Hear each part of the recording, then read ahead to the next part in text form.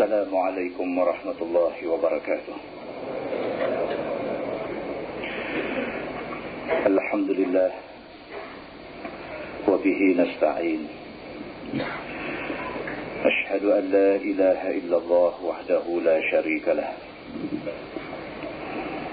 Wa ashhadu anna sayyidana Muhammadan abduhu wa rasuluh. ونصلي ونسلم على هذا النبي الكريم سيد المرسلين وعلى آله وصحبه أجمعين أما بعد أيها المؤمنون اتقوا الله أوصيكم وإياي بتقوى الله فقد فاز المتقون. Muslimin dan muslimat, mudah-mudahan dirahmati Allah Subhanahu wa ta'ala. Dalam sebuah hadis riwayat daripada Al-Barra radhiyallahu anhu, kata dia, atan nabiyya sallallahu alaihi wasallam rajulun muqanna'un bil hadid faqala ya Rasulullah uqatil wa uslim. Qala an-nabi sallallahu alaihi wasallam aslim summa qatil summa fa aslam summa qatala fa qutila. Faqala an-nabi sallallahu alaihi wasallam amila qalilan wa ujira katsira,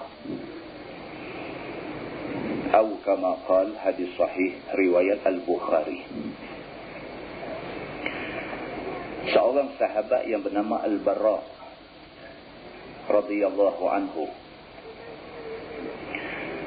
kata dia, pada satu hari seorang laki-laki yang memakai topeng besi datang jumpa Nabi sallallahu alaihi wasallam. Satu hari ada satu orang, dia pakai topeng besi. Dia jumpa Nabi sallallahu alaihi wasallam. Bila sampai di depan Nabi, faqala, dia kata pada Nabi, ya Rasulullah, uqatil wa uslim. Dia kata, ya Rasulullah, aku nak pergi berperang. Lepas tu aku nak masuk Islam. Maknanya laki-laki ni tidak Islam lagi masa tu. Tak macam mana dia bersemangat, tak macam mana dia rasa dia nak kena pergi perang sangat dah. Maka dia jumpa Nabi SAW. Dia kata dekat Nabi, ya Rasulullah, uqatil, wahai Rasulullah, aku nak pergi perang lah ni. Lepas tu wa uslim, baru aku nak masuk Islam. Qala Nabi sallallahu alaihi wasallam, Nabi kata ke dia, Nabi kata aslim summa qatil. Nabi kata tak betul, cara hang tu tak betul. Nabi kata aslim, masuk Islam dulu, summa qatil, lepas tu baru pergi perang. Tuan-tuan, hadis ni nak bagi tahu dekat kita pentingnya Islam ni. Kalau kita tidak ada Islam, kita buat benda banyak mana pun Allah tak nilai kerja kita. Hadis ni nak bagi tahu kepada kita bahawa Islam itu amat penting. Masuk Islam, menjadi orang Islam, menjaga Islam, itu amat penting. Lebih penting daripada segala-gala benda yang lain. Bila sahabat ni jumpa Nabi, dia kata, ya Rasulullah, aku nak pergi berperang. Habis perang baru aku nak masuk Islam. Nabi kata, dah. Senarai keutamaan kamu ni, senarai prioriti kamu ni tak betul. Kamu kena betul Islam dulu. Aslim, masuk Islam dulu, summa qatil. Lepas tu nak pergi perang, pergi. Summa fa aslama, summa qatala fa qutila. Kata Al-Barra dalam hadis ini, bila Nabi nasihat dia begitu, maka dia ikut nasihat Nabi. Fa'aslama, maka dia masuk Islam. Summa qatala, lepas masuk Islam terus pergi berperang. Faqutila, dalam peperangan itu dia terbunuh. Berita dia mati di dalam medan perang disampaikan kepada Nabi SAW. Faqala Nabi SAW. Bila sampai berita tentang kematian dia kepada Nabi, Nabi bersabda. Nabi kata, amila qalilan wa ujira kathira. Nabi kata, ini satu orang manusia, amalnya sedikit sahaja, tetapi balasan yang Allah sedia kepada dia banyak sekali. Amalan dia sikit aja baru masuk Islam. Bila masuk Islam baru kira. Amalan yang dia buat baru kira. Kalau sebelum tu dia buat baik banyak mana pun, kerana dia tidak Islam, tidak ada pahala. Dia ni baru masuk Islam. Sebaik-baik sahaja masuk Islam, pergi berperang. Dalam peperangan, mati syahid dalam peperangan itu. Nabi kata, ini satu contoh manusia. Amila qalilan. Dia buat amal sikit aja. Daripada tarikh keislaman dia, daripada tarikh dia masuk Islam, dia cuma buat satu benda. Dia cuma pergi berperang sekali aja. Maka dia ni amila qalilan, amal dia sikit saja. Wa ujira kathiran, tetapi diberikan pahala kepada dia banyak sekali. Muslimin dan muslimat yang dirahmati Allah sekalian. Daripada hadis itu dapat kita faham bahawa yang pertama sekali, Islam ini amat penting. Menjadi orang Islam itu amat penting. Mempertahankan Islam lagi penting. Menjaga diri kita walau mati sekalipun atas Islam amat-amat penting. Maka dengan kerana itu, peperangan pada zaman Nabi SAW adalah perkara yang penting. Kerana peperangan itu untuk menjamin Islam terus hidup di atas muka bumi ini. Itu sebab kalau kita tengok kisah Ka'ab bin Malik, seorang sahabat Nabi.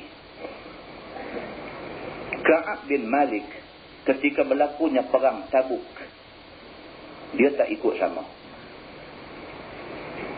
Ka'ab bin Malik tidak ikut dalam perang Tabuk bukan kerana dia takut. Bukan kerana Ka'ab bin Malik ini bimbang kalau dia mati. Tetapi Ka'ab bin Malik tidak ikut serta dalam perang Tabuk kerana dia ni dengan perangai dia, dengan tabiat dia, dia satu orang yang suka berlengah-lengah. Ni perangai Ka'ab bin Malik, jenis relax. Tak kalut. Jenis semua benda buat mudah. Maka apabila rombongan Nabi SAW dengan tentera-tentera Islam nak turun dalam peperangan Tabuk, Ka'ab bin Malik masih duk relax lagi. Tak bersiap lagi. Tak bersedia apa lagi. Sebaik-baik saja selesai semayang subuh, Nabi dan sahabat-sahabat yang nak pergi dalam perang Tabuk semua dah bertolak dah. Baru Ka'ab bin Malik sedar bahawa dia sudah ditinggalkan oleh rombongan Nabi. Nabi SAW pula apabila sampai di Tabuk, bila dah berkemah, dah duduk di situ, sahabat semua dah ada, Nabi beralih tengok, nampak Ka'ab bin Malik tak ada.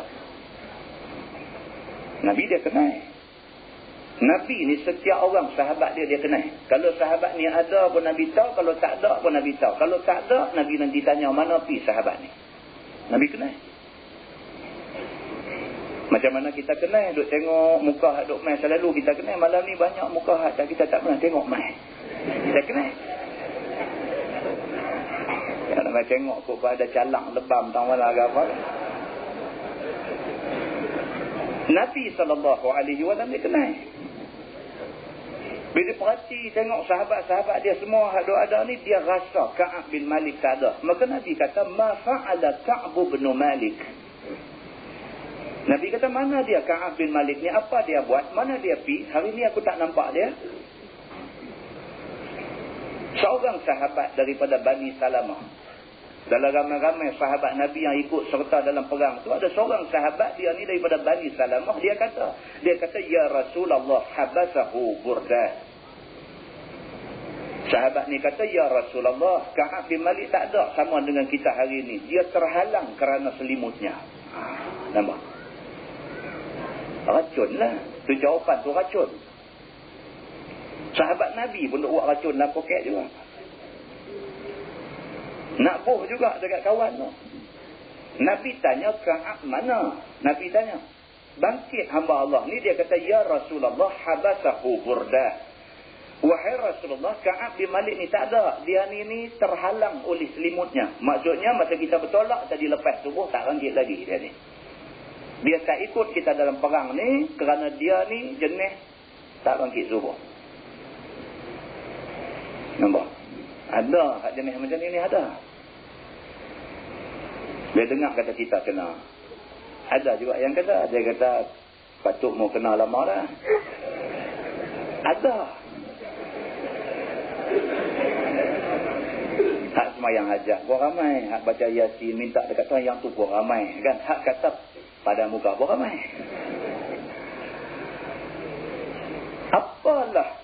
Apalah hebatnya kita yang hidup zaman lah ni. Zaman Nabi dulu pun ada. Bila Nabi tanya, mana Ka'ab bin Malik? Jawab ni. Jawab. Dia kata, ya Rasulullah, Ka'ab bin Malik ni tak mai, pasal duduk tidur lagi. Bila dia ni kata macam tu, Muaz bin Jabal, sahabat Nabi, bangkit berdiri. Dia kata, bi'sa ma qulta. Sungguh kotor apa yang kamu kata. Ini. Bila dia dengar kawan ni kata, dia ni tak main pasal apa, saya tak bangkit tidur lagi. Muaz bin Jabal bangkit, dia kata, bi'sa ma qulta. Amat cemar, amat huduk apa yang kamu kata. Wallahi ya Rasulullah, ma'alimna alaihi illa khairah. Tengok ni, orang beriman punya pula macam mana. Muaz bin Jabal, bila dia dengar, dia kata, wallahi ya Rasulullah, demi Allah ya Rasulullah, ma'alimna alaihi illa khairah. Kalau nak bercakap tentang Ka'ab bin Malik, aku nak bagi tahu kepada kamu ya Rasulullah, kami tak kenal Ka'ab bin Malik ni, kami tidak kenal dia, melainkan dia ni orang baik. Kalau hari ni dia tak ada sama dengan kita di dalam perang Tabuk ini, kalau dia tak ada, makna dia ada masalah. Kalau kita nak ingat kata dia ni jenis saja tak mau main, kalau kita duk ingat dia ni takut, kalau kita ni duk ingat macam-macam dekat dia, dia bukan orang dia. Wallahi ya Rasulullah, ma'alimna alaihi illa khaira. Aku tak tahu melainkan Ka'ab bin Malik ni, melainkan dia adalah orang yang baik-baik. Aku tahu dia ni orang baik. Defend. Ada masjid. Ya, ini selingan lah. Pasal main ramai nak dengar perintah macam ni. Kena sebut juga sikit. Ada masjid, jadi bergaduh. Sebahagian ajak main kita buat sembahyang hajat. Kesian ustaz kita kena. Hak duk pergi masjid setiap malam juga. Dia kata apa nak sembahyang hajat apa. Dia salah, biar kita dia. Jadi bergaduh. Gaduh sikit lah, tak ada apa gaduh, tengkang apa itu dah tak mau sudah kami nak buat. Jadi lebih tu saja abang bila. Ya. Nabi Muhammad sallallahu alaihi wasallam, bukan semua orang suka kat dia. Tuan-tuan tahu tak? Nabi Muhammad sallallahu alaihi wasallam, nabi kita, manusia yang Allah paling cinta, Allah paling kasih. Nabi Muhammad sallallahu alaihi wasallam tu ada orang tak suka ke dia. Apa tak kitanya? Ya. Selesai perang Tabuk, Nabi SAW balik ke Madinah. Nabi menjadi kebiasaan dia bila dia balik daripada Madinah. Bila dia balik daripada satu-satu musafir yang jauh, bila Nabi sampai saja di Madinah, Nabi akan pergi ke masjid, Nabi akan semayang sunat. Semayang sunat dulu 2 rakaat di masjid. Ini kebiasaan Nabi. Dalam hadisnya dia kata, wa kana iza qadima min safar bada'a bil masjid fa raka'a fihi raka'atain. Ini kebiasaan Nabi. Dia pergi musafir mana pun, kalau dia keluar daripada Madinah pada satu perjalanan yang melebihi 2 marhalah, apabila dia pergi musafir, sama ada atas tujuan peperangan ataupun atas tujuan ziarah ataupun ke mana juga, Nabi balik daripada perjalanan jauh, Nabi sampai saja bada'a bil masjid, Nabi akan singgah masjid dulu sebelum balik rumah. Ini sunnah. Kalau kita nak buat, amat baik tuan-tuan, amat baik.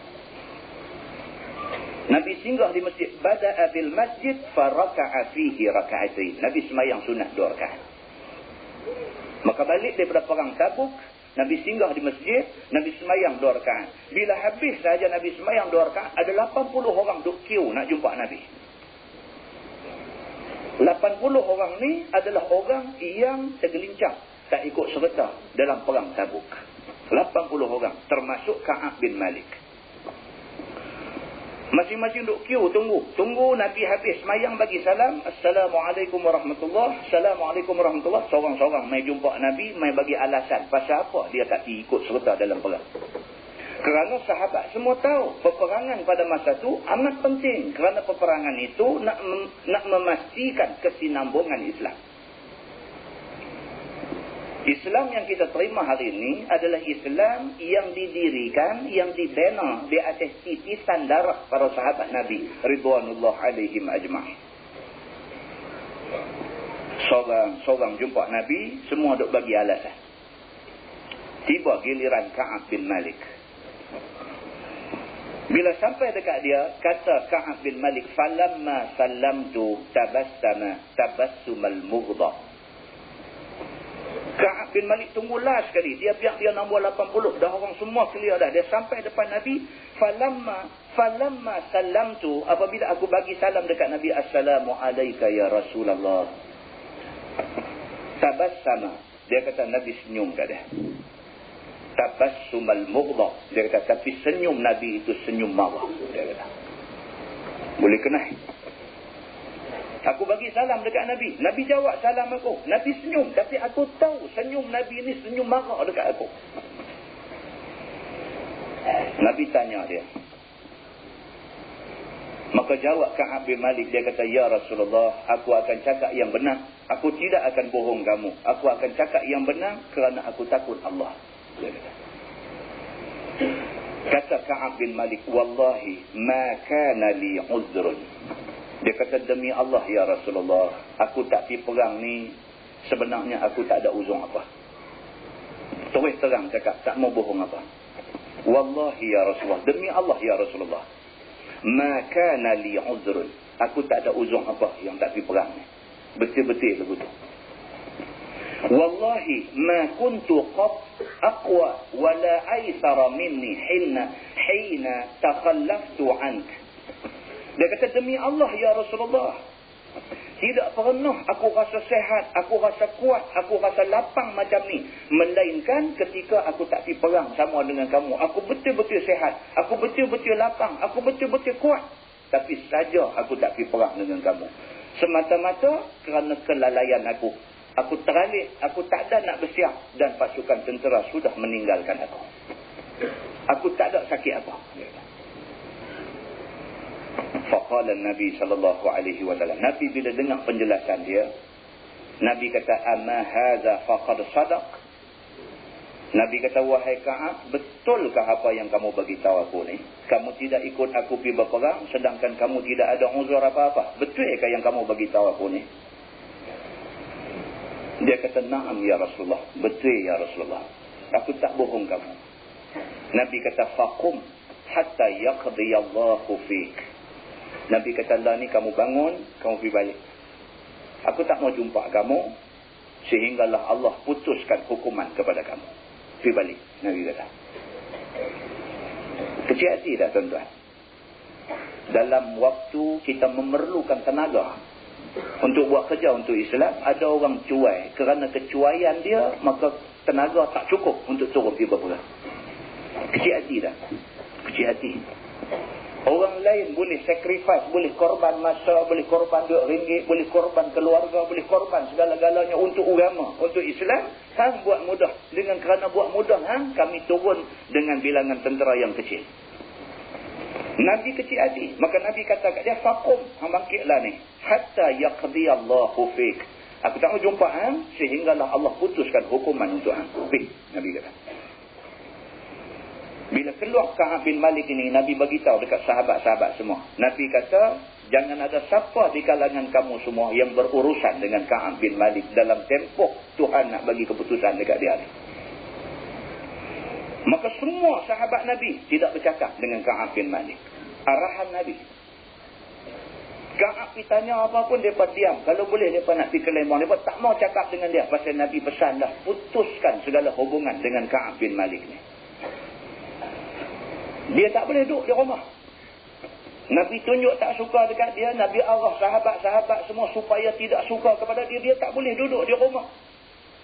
Dia pergi cari Nabi. Bila dia sampai depan Nabi, dia tengok muka Nabi. Nabi pelari muka. Nabi tak mau tengok dia. Ini cerita adalah hadis sahih riwayat Imam Muslim. Dia sampai depan Nabi, dia tengok Nabi. Nabi beralih muka tengok ke lain. Nabi tak mau tengok dia. Bahkan Ka'ab bin Malik bagi salam dekat Nabi. Nabi tidak jawab salam dia. Tuan-tuan,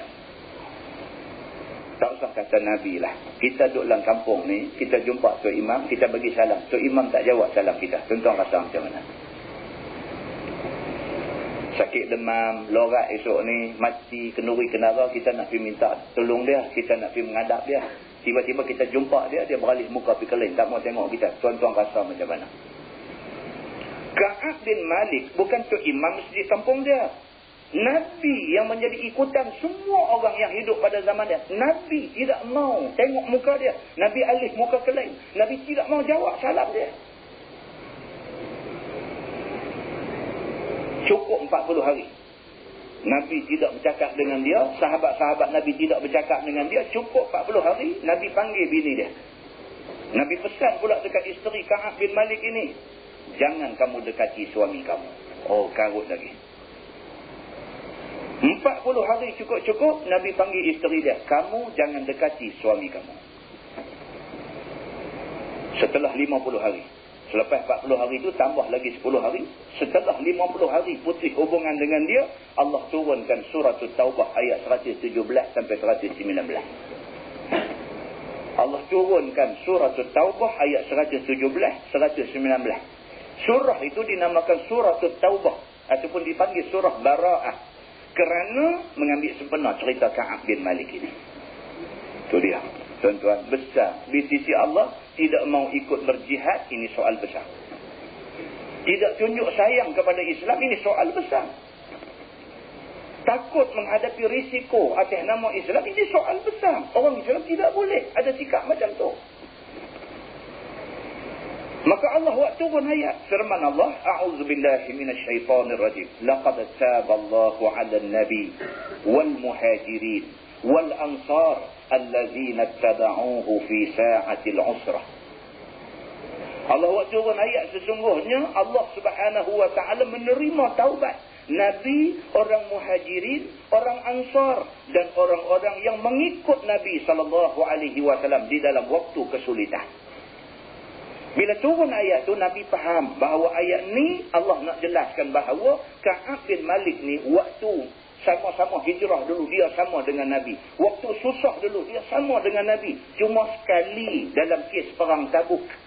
Bukan saja ta'afi, kerana kecuaian dia tak ikut serta sama dengan Nabi. Laqad taballah, Allah sudah terima taubat dia. Ayat ini turun sebaik-baik sahaja Nabi SAW selesai sembahyang subuh.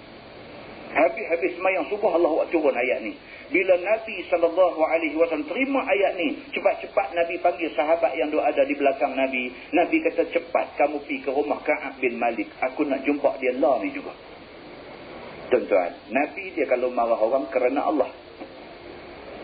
Nabi kalau dia sayang orang kerana Allah. Nabi tidak marah dan tidak sayang kepada orang kerana lain daripada Allah. Kalau orang buat naya ke dia, tak apa, dia boleh terima. Tapi jangan orang tu kata apa-apa dekat Allah, dia tak boleh dengar. Ini Nabi SAW. Nabi suruh sahabat dia, cepat-cepat kamu pergi rumah Ka'ab bin Malik, bagi tahu dekat dia, sudah turun ayat, Allah sudah ampunkan dosa dia, panggil dia, aku nak jumpa dia lah ni. Sahabat Nabi bila dengar macam tu, lari ke rumah Ka'ab bin Malik ini. Ya Ka'ab bin Malik, abshir. Daripada jauh lagi duk riadah, wahai Ka'ab bin Malik, abshir, bergembiralah. Wahai Ka'ab bin Malik, abshir, bergembiralah. 3 kali. Wahai Ka'ab bin Malik, abshir, bergembiralah. Kata Ka'ab bin Malik, fakharartu sajidan. Dia duduk dalam rumah ni, dengar sahabat mai duk ria, wahai Ka'ab bergembiralah, wahai Ka'ab bergembiralah. Dia kata fakharartu sajidan, aku tahu dah berita baik tentu dah mai dekat aku, cepat-cepat sujud syukur. Ini orang Islam, tuan-tuan. Dengar kata dibebaskan, sujud syukur. Alhamdulillah. Macam tu. Kan? Sujud syukur. Siapa lagi kita nak boleh terima kasih kalau tidak Allah? Dia ni dengar sahabat mai, ya Ka'ab bin Malik, wahai Ka'ab bin Malik, absyir, bergembiralah. Dia dengar kata bergembiralah tu, tahulah. Fakharartu sajidan, aku sujud terus. Wa araftu anna qad jaa faraj. Maka aku sudah tahu sesungguhnya kelapangan sudah mai kepada aku. Seronoknya Ka'ab bin Malik ini, seronok. Terus lari pergi jumpa Nabi. Ayak mata berlenang. Bila sampai depan Nabi SAW, dia kata, ya Rasulullah, aku sedekahkan semua harta aku untuk Allah dan Rasul. Ya. Wahai Rasulullah, aku sedekahkan semua harta yang ada dekat aku ni, aku sedekahkan untuk Allah dan Rasul. Nabi dengar macam tu, faqala Nabi SAW. Nabi kata, amsik ba'da malik fahuwa khairun lak. Nabi kata, sebahagian daripada harta itu kamu simpan. Sebahagian sahaja kalau kamu nak infak pada jalan Allah. Kerana menyimpan sebahagian itu, fahuwa khairun lak. Itu baik bagi kamu. Kerana itu nak sara keluarga kamu. Hadis itu hadis sahih, riwayat Imam Muslim. Muslimin dan muslimat yang dirahmati Allah sekalian. Kita kena dengar benda-benda macam ni. Bila kita dengar benda-benda macam ni, dan kita boleh nampak. Yang pertama, Islam ni cukup mahal. Di sisi Tuhan cukup mahal. Sahabat-sahabat Nabi beli Islam dengan darah. Sahabat Nabi beli Islam dengan darah. Kita hari ni beli Islam dengan peluh. Tak terbit darah atas nama Islam. Peluh saja. Peluh. Pasal apa? Pasal ramai. Malah ni hangat sikit peluh. Tak ada apa. Nak banding kita dengan para sahabat Nabi bukan bandingan dia. Tapi buatlah yang terdaya untuk Islam. Kerana yang kita buat ikhlas kerana Allah Subhanahu Wa Taala, ada ganjaran disediakan di sisi Allah Subhanahu Wa Taala untuk kita semua. Mudah-mudahan mukadimah itu memberi manfaat kepada kita semua, insya-Allah. Kita menggunakan Bahrul Mazi jilid 13. Bahrul Mazi jilid 13. Muka surat 215. Muka surat 215. Kita masuk tajuk baru, dia kata bab ma jaa fi husnil khuluq. Itu bab yang datang pada menyatakan hadis yang membicarakan elok perangai. Tengok satu tajuk malam ni, betapa Islam menekankan tentang akhlak mulia. Islam mahu orang Islam ni akhlak mulia. Walau dalam apa keadaan sekalipun, akhlak mesti dijaga. Akhlak mesti dipelihara. Akhlak, Nabi SAW kata, innama bu'ithu liutammima makarimal akhlak. Sesungguhnya aku dibangkitkan oleh Allah Subhanahu Wa Taala, di antara urusan penting yang aku bawa ialah menyempurnakan akhlak yang terpuji. Agenda utama Nabi ialah mengajak orang Islam supaya orang Islam ini ada akhlak yang terpuji. Ketahuilah saudaraku, elok perangai itu satu sifat yang dipuji pada syarak. Perangai kalau baik, kalau elok, Allah cukup suka. Maka yang dikatakan elok perangai itu ialah seperti ada bersifat beradab sopan dan santun, tiada membesarkan diri dan tidak riak dan tidak lekeh marah. Di antara yang dikatakan adab yang baik, akhlak yang baik itu ialah kita ni hendaklah jadikan diri kita orang yang ada adab. Maknanya orang yang ada adab itu ialah orang yang tidak besar diri, tak berasa kita besar. Orang yang beradab itu ialah orang yang tidak riak, tidak menunjuk-nunjuk. Orang yang ada adab itu ialah orang yang tidak lekas marah. Kalau dia nak marah, kerana Allah. Kalau kerana orang buat nanya dia dan sebagainya, pergi marah tak tentu punca, ini tidak ada akhlak. Itu maksudnya. Tidak perampus. Perampus ni perongai lah. Tak perongai. Orang yang akhlak baik ialah orang yang tidak perongai. Tidak congkak. Congkak maksudnya tidak sombong. Tidak dengki dan tidak hasad. Tak ada nak dengki, nak hasad, nak iri hati, nak apa dekat orang, tak ada. Hati bersih. Dengan orang hati bersih. Tak ada ingat dia ni aku sakit hati tengok kat dia. Kita buat apa-apa, dipegang nak buat naik kat orang. Tak ada. Sifat macam tu tak ada dalam diri dia. Tidak khianat. Tak ada pasal-pasal. Pergi duk sakit hati kat orang tu, sakit hati saja tak apa. Pergi duk buat khianat, buat naik kat orang pula. Tidak penipu. Sebaliknya ada sifat malu. Ada menyempurnakan janji. Ada lemah lembut kelakuannya. Dan lainnya daripada perangai yang elok-elok. Ini dipanggil orang yang mempunyai akhlak yang terpuji. Yang ni semua kita tahu tuan-tuan. Cuma kadang-kadang kita nak buat tak boleh. Siapa yang tak tahu kata cakap bohong ni tak bagus. Tapi nak jaga diri supaya tak bohong ni tak boleh. Dia gaduh nak bohong. Cakap dalam sehari ni kalau dijemlahkan cakap betul ni berapa minit aja. Hak lain pembohong. Dekat bini pembohong, dekat anak-anak pembohong, dekat kawan pejabat pembohong, dekat orang kampung pembohong, cakap bohong. Walhal tahu kata cakap bohong ni tak bagus, tapi bohong. Kita susah, kita nak buat diri kita jadi orang yang ada akhlak, susah. Begitu. Maka siapa-siapa yang bersifat elok perangai itu, bertuahlah ia. Kerana dengan elok perangai itu menjadi berat timbangannya di hari akhirat esok. Itu dia. Bukan kecil. Dia punya balasannya. Kalau kita boleh jadikan diri kita ni orang yang akhlak baik, perangai elok dan sebagainya, balasan dia apa? Hari akhirat esok, waktu ditimbang amalan kita, Nabi SAW kata, nak janji lain tak boleh. Tetapi, janji yang dapat kepada orang akhlak baik ni, timbangan amal dia akan berat belah kebaikan. Begitu. Demikianlah tersebut dalam hadis. Seperti yang dikeluarkan oleh Imam At-Tirmizi. Katanya, An Abi Darda radhiyallahu anhu. أن النبي صلى الله عليه وسلم قال ما من شيء أثقل في ميزان المؤمن يوم القيامة من حسن الخلق. Diriwayatkan daripada seorang sahabat Nabi sallallahu alaihi wasallam namanya Abi Darda radhiyallahu anhu, bahwasanya Nabi sallallahu alaihi wasallam telah bersabda, ia tiada daripada sesuatu yang lebih memberatkan timbangan orang mukmin pada hari kiamat itu melainkan perangai yang elok. Itu dia. Di antara benda yang boleh membantu bila amal kita ditimbang berat belah baik, di antara benda yang boleh membantu beratkan timbangan belah kebaikan ni ialah perangai elok. Dah kita dengar hadis ni, apa yang kita perlu buat ialah jaga akhlak kita bagi elok. Hidup kenat ke orang tak boleh. Orang mengajak agama elok-elok pergi buat kenat. Ada ke satu pasal? Bukan kita samun harta siapa pun. Bukan kita cabul anak darah siapa pun. Tak ada apa pun. Mengajak agama. Muslimin dan muslimat yang dirahmati Allah sekalian. Sambung hadis tu dia kata, wa innallaha la yubghidul fahishal badhi.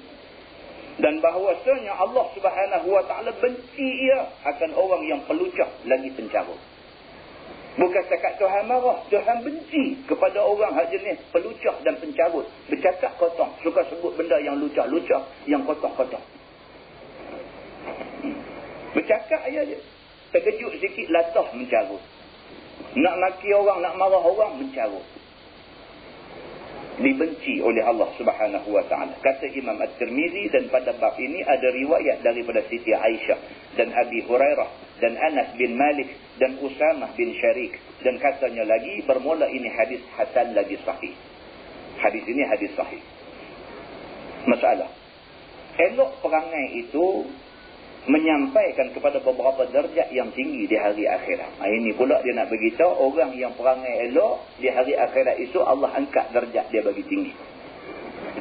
Demikianlah kata yang tersebut di dalam hadis yang datang riwayatnya daripada Anas bin Malik radhiyallahu anhu, daripada Nabi sallallahu alaihi wasallam sabdanya, bahawasanya seorang hamba Allah itu sampai ia dengan sebab elok perangainya akan yang besar daripada darjat-darjat di hari akhirat. Itu dia. Nabi sallallahu alaihi wasallam kata, Orang-orang yang akhlaknya elok masa di atas dunia, di hari akhirat esok Allah angkat derajat dia. Duduk pada derajat yang tinggi dan kedudukan yang besar di sisi Allah Subhanahu wa ta'ala.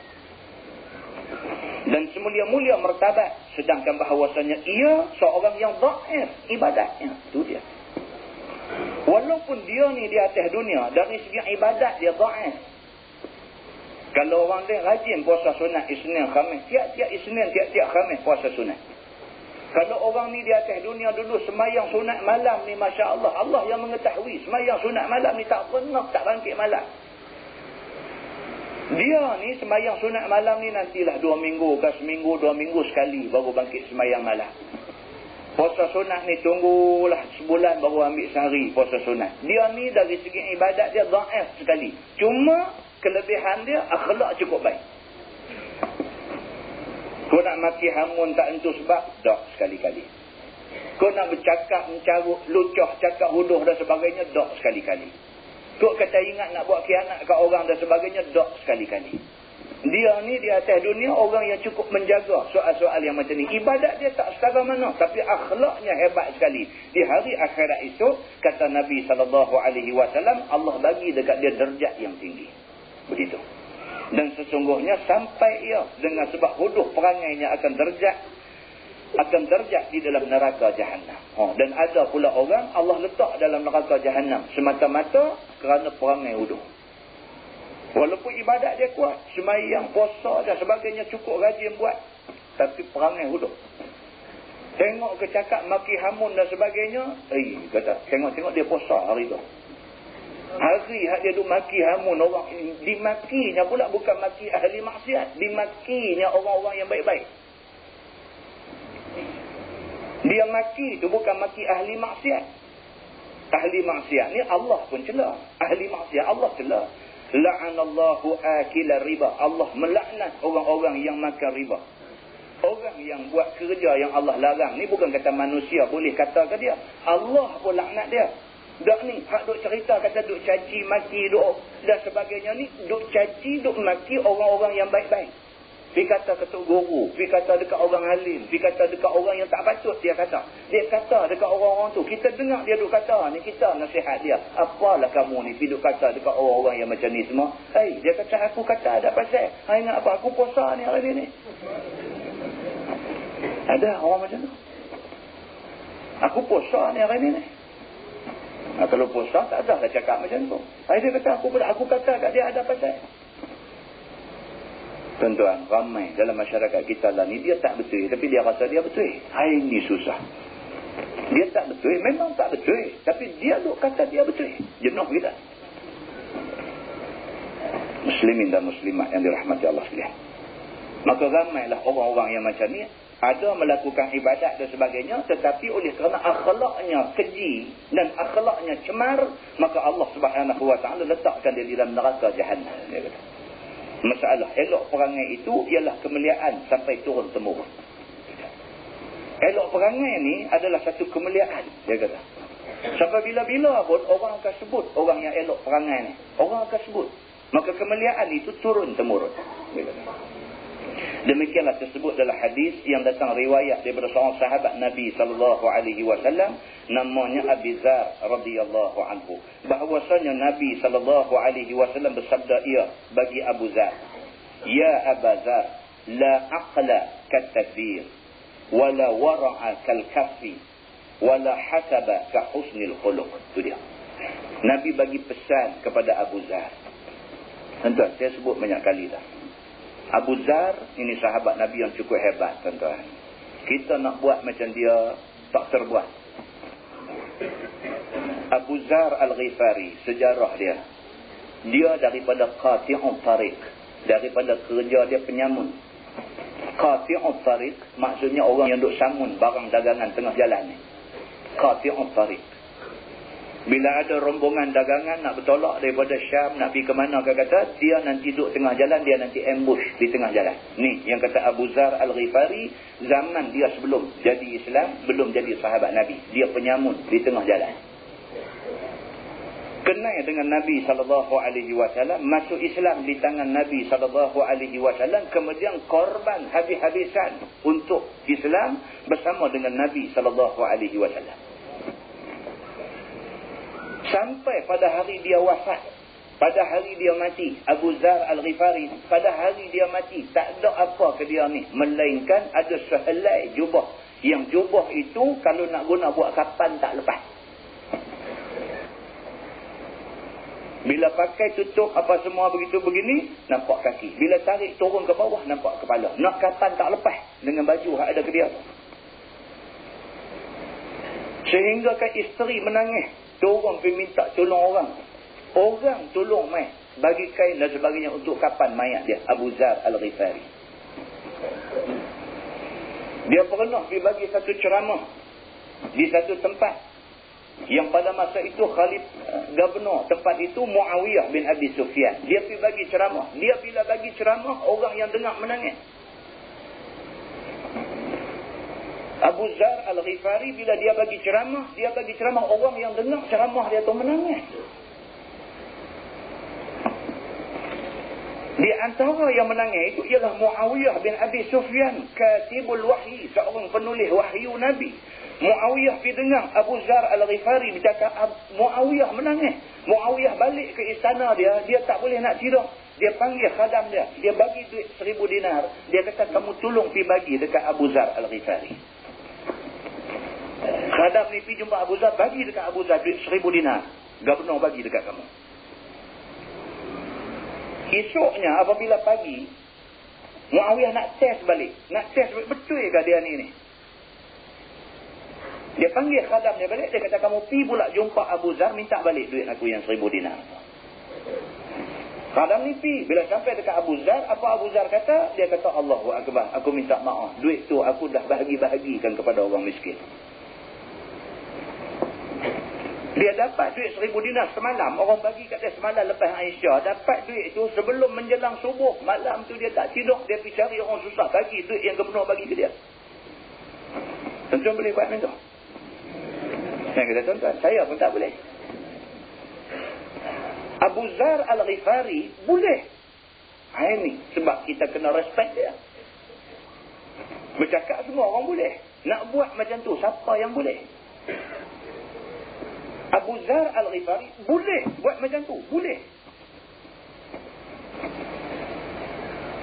Khadam ni balik bagi tahu dekat Muawiyah. Dia kata, wahai Muawiyah, dia bagilah duit tu dekat orang semua. Muawiyah tak percaya. Kau pergi balik dekat dia, suruh dia kutip balik duit tu daripada orang yang dia bagi. Aku nak balik duit 1000 dinar tu. Saja Muawiyah nak test. Khadam ni pergi. Dia kata, tak apalah kalau macam tu, jom ikut. Dia pergi dekat orang-orang yang dia bagi semalam ni. Dia pergi minta tolong. Dia kata, nak kena ambil balik. Dia kata. Pasal apa? Pasal orang yang bagi duit ni kat aku, dia nak balik duit ni. Dia kata, aku pun tak ada apa dah. Dapat, tak dapat penuh. Hak mana yang kata dah belanja dah tak apa semua. Hak bagi balik dekat khadam ni, bagi balik dekat gubernur. Aku minta maaf kerana aku dah bagi ke orang. Hak mana yang tak cukup, aku berhutang dengan dia. Aku akan bayar hutang tu. Muawiyah bin Abi Sufyan bila pasti benda ni, menangis dia. Ni Abu Zar Al-Ghifari. Nabi SAW pesan dekat Abu Zar Al-Ghifari. Kata dia, ya Aba Zar, la aqla kat tadbir. Wahai Aba Zar, tiada akal seperti tadbir pada segala pekerjaan keluarnya dan terbitnya. Maksud dia apa? Kadang-kadang Arab ni tuan-tuan, bila kita baca Arab tu kita faham, baca terjemah dia jadi tak faham pula dah. Jadi begitu. Kan? Dia kata, ya Aba Zar, la aqla kat tadbir. Dia terjemah di bawah, dia kata, wahai Abu Zar, tiada akal seperti tadbir pada segala pekerjaan keluarnya dan terbitnya. Apa dia? Maksud dia, bahasa Arab tu tak boleh terjemah harfan dia harfin begitu. Ambil mafhum dia. Mafhum dia apa? Nabi kata, ya Abu Zar, la aqla kat tadbir. Wahai Abu Zar, tidak dianggap seseorang itu berakal, melainkan setelah dia reti mentadbir dan mengurus segala-galanya. Kalau dia ni satu orang yang boleh urus diri sendiri, boleh urus masa, boleh urus orang, boleh urus semua. Orang yang boleh mengurus dan mentadbir segala benda, ini orang berakal. Kalau dia tak reti nak tadbir, nak urus diri sendiri, dia orang tak ada akal. Itu maksud dia. Tidak dianggap orang tu orang yang berakal selagi mana dia tak boleh nak urus diri sendiri. Itu maksud dia. Faham tak? Kita main duduk ceramah, gedung ceramah kan. Orang pindah tengok rumah kita, bini pun tak pakai kelumbung. Yang duduk ceramah gedung-gedung ni. Dia berkata, lagi baik saya ceramah lah. Balik duduk rumah lah. Pergi ceramah kat bini hang suruh pakai kelumbung dulu. Nak urus keluarga pun tak boleh. La aqla. Orang yang macam ni dianggap orang tidak ada akal. Dia kata. Itu sebab Islam dia main dengan ayat apa? Dia kata, ya ayyuhallazina amanu qu anfusakum wa ahlikum nar. Wahai orang yang beriman, jaga diri kamu, jaga keluarga kamu daripada api neraka. Nampak? Step dia. Kita mau perkemah dulu. Takat mana boleh perkemah kita bagi elok dulu. Selesai diri kita, keluarga kita, orang yang terdekat dengan kita, yang duk tidur sekatir dengan kita, yang duk makan nasi seperiuk dengan kita. Yang ni mau atok bagi elok dulu. Lepas pada tu baru turun ayat, wahai Muhammad, wa anzir ashiratakal aqrabin. Wahai Muhammad, pergi tolong bagi peringatan kepada adik-beradik yang terdekat. Baru mai adik-beradik, makcik, maklong, paklong kita apa semua pergi atok depan ni dulu, lepas tu pergi kepada orang ramai. Setelah kita buat kerja ni, kita cuba nak urus, ada satu dua orang dalam kumpulan adik-beradik kita yang bantah, yang ketegak, itu sunnatullah. Itu perkara biasa, sebab Nabi-Nabi pun ada diuji dengan adik-beradik yang ketegak ni. Tapi kalau semua, sampai habis semua keluarga kita, the whole family, semua pun kita tak boleh buat apa ni hang ni. Maka Nabi pesan kepada Abu Zar, ya Aba Zar, la aqla katadbir. Tidak dianggap orang tu berakal, orang ada akal. Selagi mana dia tak reti nak mengurus apa yang ada di depan dia. Masa dia kena pandai urus. Keluarga dia kena boleh urus. Diri dia sendiri, dia kena pandai urus dan sebagainya. Wala wara'a kal kaffi.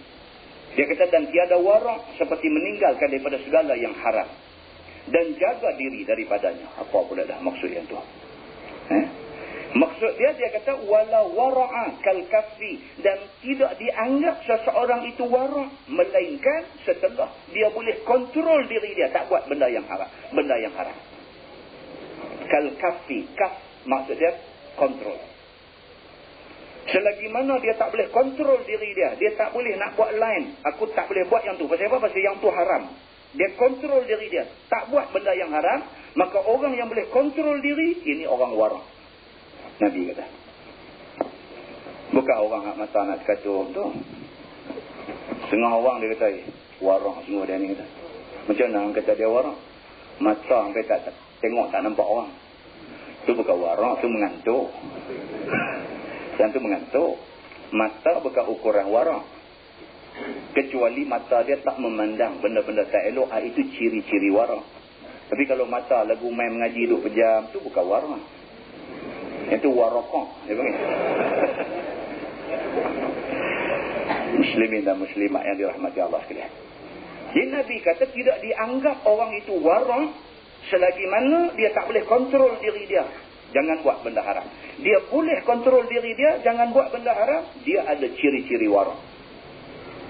Ni lambat orang abang ni. Dia kata kulim ada bagus ni boleh pianzong. Lepas tu duk hantuk kepala pijang masjid. Hantuk kepala pijang masjid. Dia kata baru kemarin pergi bubuh 70,000 dah.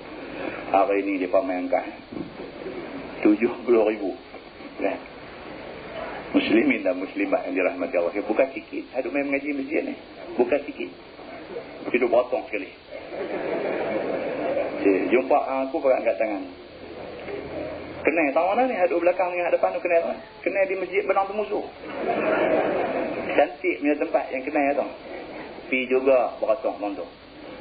Orang duk habang dah. Dalam Islam, pelaburan kalau menjanjikan pulangan yang tetap, itu riba. Itu salah. Saya ada duit, tapi saya tak pandai menjaga. Tuan-tuan pandai menjaga, tapi tak ada duit. Maka kita boleh berfungsi untuk buat menjaga. Saya bawa keluar modal bagi kat tuan-tuan. Tuan-tuan guna kepandaian tuan-tuan untuk pergi menjaga. Kita buat agreement. Masa saya bagi modal, tuan-tuan nak pegang duit saya nak pergi meniaga, kita buat agreement. Untung esok 60-40. Kamu yang tolong meniaga ambil 60, saya yang work clock model ambil 40. Kalau rugi, kita sama-sama tanggung. Kalau untung 100, hang ambil RM60, aku ambil RM40. Macam tu. Itu diluluskan oleh agama. Yang ni kita ada duit, kita ambil duit fibuh tahun tu, dia kata hampa tak usah risau, hampa tak usah fikir apa, janji 2 minggu aku bagi dekat hampa 16%. Mana boleh, meniaga bukan tentu tiap-tiap minggu, tiap-tiap bulan, tiap-tiap tahun untung, tak boleh tentu. Orang meniaga ni ada hari untung, ada hari rugi. Bila kena tangkap keset lagu sikit. Ya. Bila lepas keluar ni, mesti ramai lagi. Dia tak tentu. Benda ni dia fluctuate. Dia tak tentu. Bulan depan mai korang boleh fikir. Pasal apa? Dia kata tengok tak ada lebah-lebah pun. Tak yafi dah. Bulan depan tak yafi dah. Kalau itu tujuan kita, mai jadi tak ada apa. Malam ni boleh yang tu lah. Kita kena set balik, perbetul balik, buat alignment balik, apa semua tuning buat balik. Kita ni kerana Allah. Kita main ni sebab kita nak ambil sedikit ilmu. Mudah-mudahan dengan ilmu itu mampu mengubah sesuatu yang tidak baik yang ada pada diri kita. Tak banyak sikit kita boleh mencedok satu pengajaran, satu pengalaman dan sebagainya untuk kebaikan kita. Kalau itu matlamat kita, Allah akan pasti memberikan kebaikan pada kita. Dia macam tu. Dia duduk main masjid, duduk mengaji, duduk apa elok dah dengar kata RM70,000 juga. Nampak? Lepas ni kalau ada pula apa daripada Kulim dia pergi buka di Banak Baru pula berkata tak pernah serik.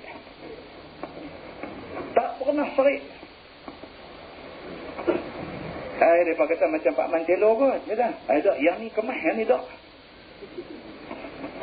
Ada, dia kata kalau tak macam Pak Mantelo, macam Sungai Ulang. Ada. Sungai Ulang pun dah, Pak Mantelo pun dah. Yang ni okey beh. KO. Kan? Dia main pula buat nama lagu duk bunyi Arab-Arab pula sikit. Lagi sakanah. Haduk dia dengar ceramah duduk depan sekali, masuk mula sekali. Pasal apa? Pasal company nama Arab. Muslimin dan muslimat yang dirahmati Allah sekalian, saja kita sebut benda ni. Pasal apa? Orang Melayu kita ni hingga duk terkena, lepas itu terkena, tak tahu berapa kali lagi nak terkena. Sedangkan Nabi SAW kata orang Islam, orang yang beriman ini la yadkhulu fi juhri dhabbin marratain. Nabi kata kalau orang ni Islam, kalau orang ni beriman, dia tak akan jatuh lubang bewak 2 kali. Dia kena sekali, dia akan ingat sampai mati. Dia tak akan kena, lepas tu kena lagi, Orang Islam, orang beriman tidak sepatutnya jadi macam ni. Muslimin dan muslimat yang dirahmati Allah sekalian. Hangguk sajalah nak buat apa dah. Kan? Muslimin dan muslimat yang dirahmati Allah sekalian. Orang duk tanya saya banyak kali dah bab ni dulu ni. Duk tanya banyak kali dah masjid, duk tanya masjid. Kita pun duk jawab dah. Dalam duk jawab dah tu, kawah duk dengar dah tu tibuh juga. Muslimin dan muslimat yang dirahmati Allah sekalian. Nah itu ceritanya. Baik, tahu mana tadi ni. Ya. Baik, yang ketiga, Nabi SAW menasihatkan Abu Zar, dia kata wala hasaba ka husnil khuluq. Maksudnya dan tiada kemuliaan turun-temurun daripada tok nenek dan tiada kemegahan lebih daripadanya seperti mana eloknya perangai. Maksudnya apa? Maksudnya Nabi SAW kata kemuliaan seseorang itu tidak dilihat daripada tok nenek dia. Walaupun tok dia dulu orang hebat-hebat, walaupun pak dia dulu orang hebat-hebat, tapi kalau dia karut-karut. Maksud dia begitu. Dia tak boleh tumpang siapa-siapa punya nama. Hak hebat tu dia dengan Tuhan. Dia. Kita nak hidup tuai nama dia tak boleh. Melainkan kita buat lagu macam mana dia juga. Maka kita dinilai sebagai orang yang mulia di sisi Allah Subhanahu wa ta'ala. Quran pun jelas tentang benda ni. Allah kata inna akramakum indallahi atqakum. Sesungguhnya orang yang paling mulia di kalangan kamu ialah orang yang paling takwa. Dia kira macam tu. Bukan kerana keturunan, bukan kerana duit ringgit, bukan kerana latar belakang keluarga dan sebagainya. Ini semua tak diambil kira. Yang penting apa dia? Yang penting kemuliaan dilihat kalau sekiranya kamu ada akhlak yang terpuji. Maka kamu mulia di sisi Allah Subhanahu wa ta'ala. masalah. Elok perangai itu sampai ia kepada derajat orang yang semayang dan orang yang puasa. Demikianlah tersebut dalam hadis yang dikeluarkan oleh Imam At-Tirmizi. Katanya an Abi Darda radhiyallahu anhu qala sami'tu an-nabiy sallallahu alaihi wasallam yaqul ma min shay'in yudha'u fil mizan athqala min husnil khuluq. Diriwayatkan oleh seorang sahabat Nabi sallallahu alaihi wasallam namanya Abi Darda radhiyallahu anhu. Katanya aku dengar Nabi sallallahu alaihi wasallam bersabda, tiada daripada sesuatu yang diletakkan di dalam timbangan lebih berat daripada elok perangai, yakni akhlak yang terpuji. Nabi kata, di antara benda yang betul-betul membantu kita berat amal kebaikan ialah akhlak yang terpuji. Semayang, puasa dan sebagainya juga membantu. Tetapi akhlak ni bila timbang masuk aja, berat pula kebaikan. Nabi SAW kata begitu. Kata Nabi lagi, wa inna sahiba husnil khuluq la yablughu bihi darajata sahibi saum was salat. Maksudnya, dan bahawasanya orang yang elok perangai itu boleh sampai ia dengan sebab elok perangai akan derajat orang yang puasa siang hari dan sembahyang pada malam hari. Itu dia tuan-tuan. Perangai baik, akhlak kita baik. Kerana akhlak baik ni, kita ni seumpama orang yang pada sebelah siangnya puasa dan sebelah malamnya sembahyang malam. Boleh ke tuan-tuan nak buat macam tu? Siang puasa sampai maghrib baru buka puasa dan sebagainya. Lepas tu sembahyang habis sembahyang Isya, tidur saat malam ni isi dengan sembahyang malam. Boleh ke buat macam tu? Duduk dalam lokap boleh? Bila keluar dia relax balik. Duduk dalam boleh. Muslimin dan muslimat yang dirahmati Allah sekalian. Jadi betul. Betul, kita rasa. Kita boleh rasa. Kita duduk di rumah kita ni berat. Bukan tak boleh buat. Boleh buat tapi dia punya duk rentak tu kuat. Kan? Nak bangkit tu. Habis kuat bangkit. Tahajud 2 rakaat. Witir habis. Kau nak buat lain-lain lagi apa semua, dia tak boleh pergi lah. Gagah bangkit apa-apa jaga. Aku duk abang kawan sobat aku tak buat. Bangkit juga. Buat. Tentunya. Tak kuat. Tak cukup kuat. Power tu. V-power tu tak ada. Kan? Kita boleh rasa benda tu. Kita sendiri boleh. Allah tarbiyah kita. Allah bagi kita reti. Allah didik kita. Tu dia. Baru hang tahu. Beratnya. Kita duk habang ke orang. Kita benda ni kita kena buat. Kita tak boleh buat setiap malam. Seminggu sekali kita kena buat. Tak boleh sebulan sekali kita kena buat. Tapi nak buat tu berat. Kita boleh buat. Tapi buat tu berat. Nak boleh lepas 3 rongkai syaitan ni bukan senang. Tuan-tuan, Nabi SAW kata manusia ni tidur aja 3 ikatan ada di badan dia. Ikatan yang pertama akan terongkai apabila dia jaga di tengah malam. Dia jaga, Allah Subhanahu Wa Taala izinkan ikatan syaitan ni terongkai. Dia bangkit pergi berwuduk. Dia wuduk aja, ikatan yang kedua terongkai. Dia pergi berdiri atas tikar semayang, Allahu Akbar, terongkai 3 ikatan. Nak rongkai 3 tu bukan senang tuan-tuan. Bukan senang. Dah terongkai dah 1. Dia balik 3 lagi. Tak boleh bangkit. Terongkai 1 je. Jaga je. Jaga tu terongkai 1. Teringat pula ni. 1 dah terongkai ni. Dalam tu ingat 1 terongkai, dia ikat pula lagi sekali. Tak boleh bangkit dah sampai pagi. Enggak. Nak boleh bangkit semayang malam ni bukan senang. Tapi bila kita dah biasa dah, kita dah sampai satu peringkat, kita dah jadi satu kebiasaan dah bangkit malam, dia tak jadi berat dah. Sama macam tuan-tuan. Macam tuan-tuan semayang fardu, kemudian sunat rawatib. Kalau tuan-tuan satu orang yang selalu buat sunat rawatib, tak jadi satu berat pada tuan-tuan. Ada orang, dia bila semayang di masjid aja dia buat rawatib ni. Tapi bila dia semayang di rumah, dia tak boleh buat rawatib. Dia tak boleh buat. Dia tak boleh buat. Kalau semayang di masjid, automatik dia buat. Bukan nak tunjuk ke orang tak, tapi dia automatik. Dia boleh buat, dia ringan nak buat. Habis semayang Isya sekali, Assalamualaikum warahmatullahi Assalamualaikum warahmatullahi. Habis semua, habis selesai doa, dia bangkit tu terus Allahu Akbar, bang dia 2 rakaat. Dia ringan nak buat di masjid. Tapi kalau dia balik, kalau dia semayang di rumah dia semayang zuhur di rumah dia nak buat qabliyah zuhur, dia nak buat ba'diyah zuhur, dia tak boleh buat. Dia ambil ayat semayang tu, Allahu Akbar, Zuhur 4 rakaat. Habis, Assalamualaikum warahmatullahi, Assalamualaikum warahmatullahi, zikir apa kali lebih kurang sikit, doa habis semua, dia lagu nak ambil sejadah lempar. Dia ringan nak ambil sejadah tu. Bukan ringan nak semayang bang dia. Nampak? Tapi kalau tuan-tuan paksa diri, paksa juga, kok mana apa aku kena buat? Pesan pula dekat bini. Pesan dekat bini kita. Kalau aku tak buat, hang sebut. InsyaAllah. Itu betul ni. Pesan dekat dia. Kalau hang nampak aku habis semayang, tak tahu lagu nak lipat sejadah, hang sebut. Bang dia tak buat kan? Bila dia sebut, kong-kong nak jaga ayat misal kita ni. Allahu Akbar. Semayang tu. Tak apalah peringkat awal tu pasal apa? Pasal bini sebut kita nak tunjuk kita pun nak buat. Tak apa. Tapi lama kelamaan bila benda ni kita duk buat, dia dah jadi satu kebiasaan, tak jadi susah apa dah.